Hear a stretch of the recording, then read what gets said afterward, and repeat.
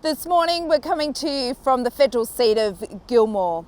It's fantastic in this narrow region to see so many builders last night as we spoke to them about what is important to them in this region.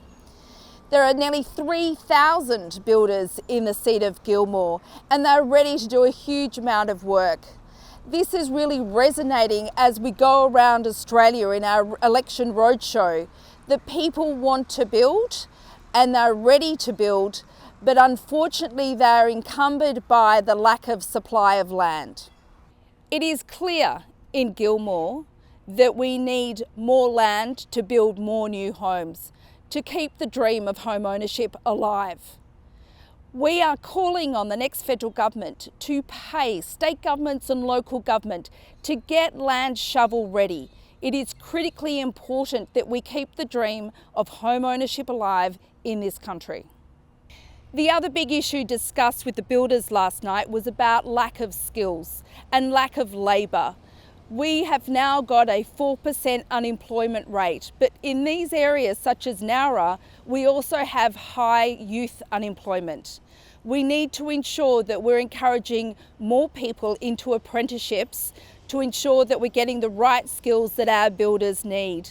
We need a federal government to look at the bottlenecks of why people aren't getting into apprenticeships, particularly in these areas of high youth unemployment.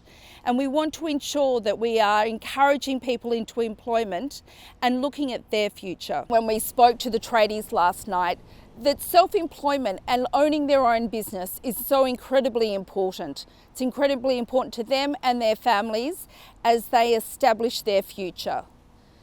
They want to ensure that they have secure work, but in a way that suits them. And that is why it is so important that the ALP comes out and clearly explains their IR policy and whether it actually would include all independent contractors, because at the moment it's not clear from their policy. Here in Nowra, in the seat of Gilmore, it's very evident that there is just so much construction going on, particularly civil construction, which is always a sign that we've got population growth. There is economic growth. Everyone is starting to come out of COVID. But with that, we can't put this economic recovery at risk. We need to ensure that the next federal government focuses on a plan that will ensure that we have economic recovery that is good for builders and good for tradies, because every dollar spent in our industry is $3 back into communities like these in Nowra.